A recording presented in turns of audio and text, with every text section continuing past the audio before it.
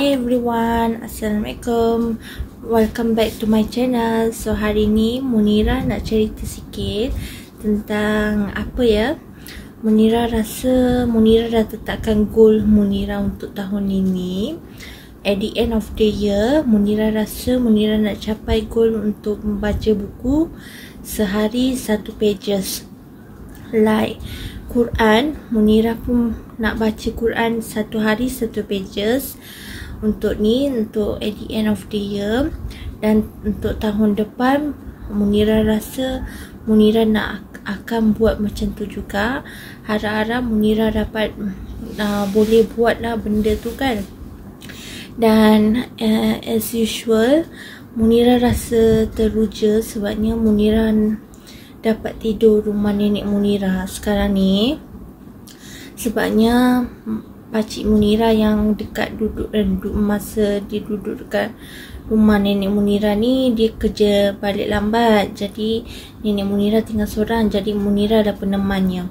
Walaupun Munira takut sangat dengan kucing, tapi Munira akan cuba hadapinya. Walaupun Munira allergic dengan kucing, Munira cuba hadapinya. Sekarang ni kucing dekat rumah nenek Munira ada 3 ekor.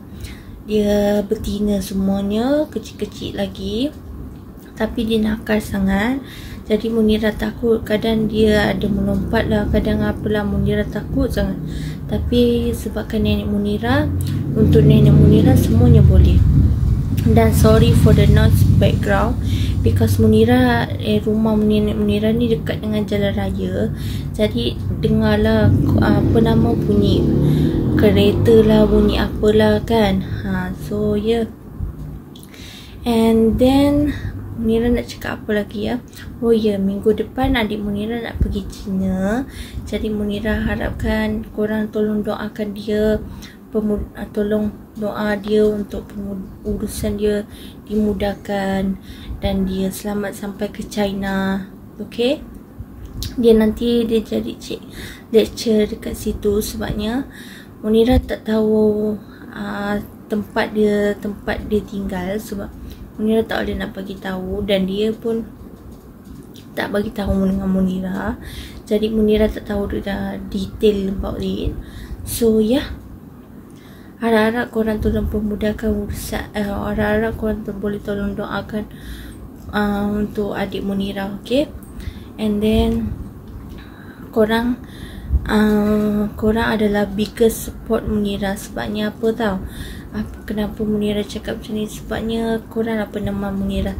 Setiap kali Munira post video, korang lah yang akan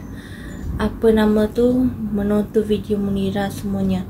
Korang tak jemu nak menonton video Munira semua. Dan Munira bersyukur sangat-sangat adanya korang sebagai kawan Munira, peneman Munira. Walaupun tak banyak views, tapi Munira tetap bersyukur. Walaupun tak banyak subscriber, tapi Munira tetap bersyukur. Terima kasih banyak-banyak pada korang semua, okay? Okay lah, ni Munira dah habis semayang asar. Munira nak tunggu mak Munira. Sambil-sambil tu Munira nak edit video, okay? Bye, Assalamualaikum.